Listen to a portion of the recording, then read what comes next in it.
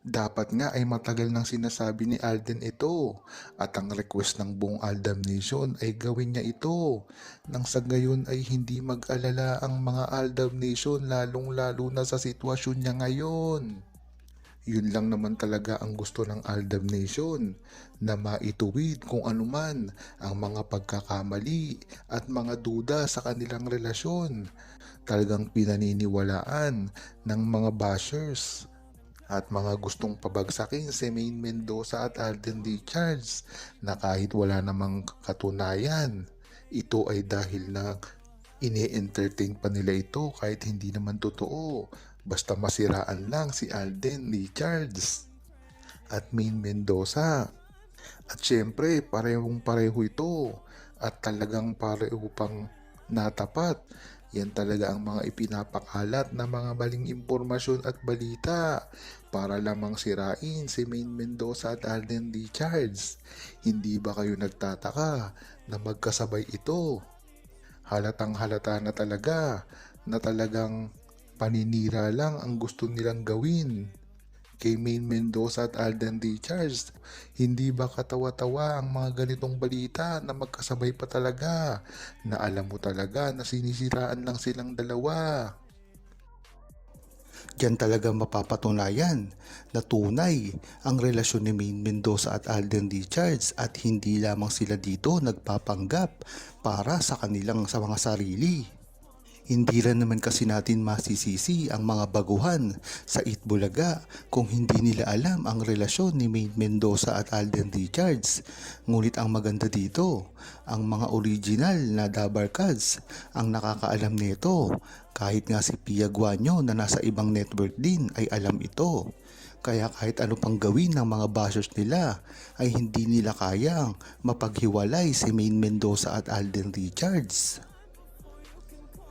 Mas mabuti kung makakaamin si Maine Mendoza at Alden Richards ngayong taon dahil na rin ito para sa mga pagsuporta na gagawin ng mga Baldab Nation sa kanilang dalawa. Hindi na rin kasi sila bumabata kaya dapat ay gawa na nila ito at kumilos na sila. Dahil kung pababayaan pa nila ito ay lalong-lalo lang at tuloy-tuloy ang magiging paninira sa kanila. Ngayon pat gagawa sila ng movie. Ito ang mga dapat nilang ikonsidera patungkol sa mga gagawin nila ngayong taon. Hindi nila nalalaman ang mga bashers na ito ay talagang hindi tumitigil.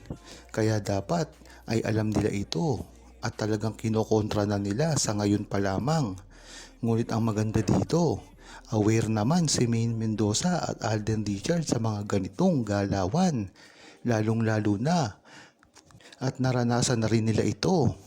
Kasama naman ni Maine Mendoza at Alden Richards ang buong Aldam Nation. Kaya kahit anong gawin nila ay meron silang suporta na matatanggap. Kaya dapat ay pag-isipan na nila itong mabuti. Nang sa gayon ay mawala na rin ang mga salot sa kanilang buhay, ang mga peki nilang kaibigan. Lalong-lalo na ang mga bashers na walang ginawa kung hindi sirain ang karir nila Maine Mendoza at Alden Richards. Dati pa ito nangyayari.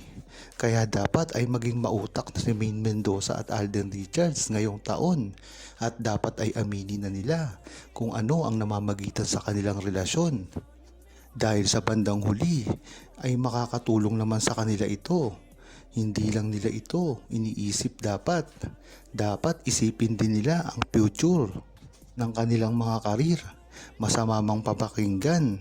Ngunit ito talaga ang realidad ng buhay. Dapat ay ngayon pa lang ay pangalagaan na nila ito.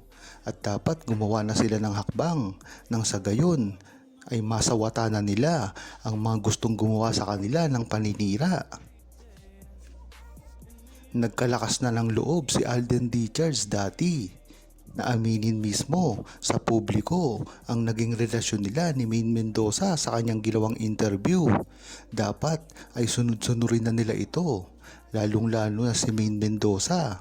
Dapat magsalita na rin siya kung ano ang naging feelings niya dati kay Alden Richards. Kung matatandaan nyo, parang nabaliktad ang panahon.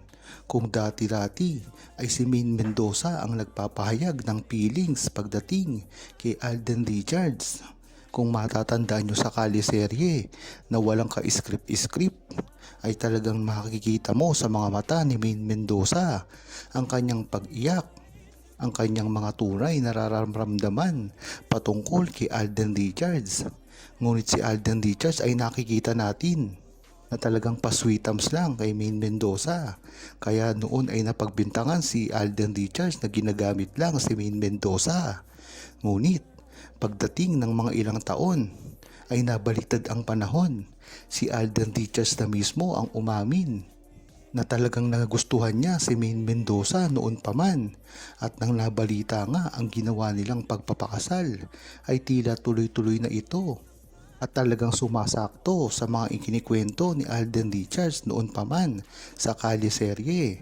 At makikita mo na hindi nagsisinungaling si Alden Richards at hindi pinipeke ang pagmamahal niya kay Maine Mendoza. Ngunit ngayon si Maine Mendoza naman ngayon ang tila tahimik sa kanilang relasyon ni Alden Richards, dahil na rin siguro ito sa pagmamatured ng utak ni Maine Mendoza. Kung dati-rati kasi ay napakaraming bashers ang talagang sinisira siya. Ngayon, kahit hindi niya magpahayag ng feelings kay Alden Richards ay naiintindihan ito ng buong Aldab Nation. Lalong-lalo na nakasuporta ito sa simula pa lamang sa kanilang dalawa. Kaya ganun pa man ay talagang makikita mo ang history ng pagmamahalan ni Maine Mendoza at Alden Richards ay hindi lamang gawa-gawa, ngunit totoong istorya. Ito ang hindi makita ng mga bashers. Kaya ganun na lang ang paninira nila kay Maine Mendoza at Alden Richards. Ngunit ang mga nakakaalam ng tunay na relasyon ni Maine Mendoza at Alden Richards na mga true-blooded Aldab Nation, lalong-lalo na ang mga OFW at mga seniors na sa simula pa lamang ay talagang nariyan na at nagmamatsyag sa relasyon ni Maine Mendoza at Alden Richards, ay hindi nyo basta-basta maluloko. Dahil nga naman sa simula pa lamang ay nakatutok na ang buong true-blooded Aldab Nation sa kanilang dalawa. At kahit kailanman hindi nyo sila masisira, dahil nakapundar na ng pagmamahal ang mga ito pagdating sa relasyon ni Maine Mendoza at Alden Richards. At kahit kailanman hindi nyo mabe-brainwash ito na sirain at tumiwalag sa pagmamahalan ni Maine Mendoza at Alden Richards. Kayo lamang ang mahihirapang mga bashers na patunayan na wala silang relasyon, dahil pagdating sa buong Aldab Nation ay alam ang totoo pagdating sa relasyon ni Maine Mendoza at Alden Richards. Huwag kalimutang mag-subscribe, comment at i-like ang video na ito. Thanks for watching!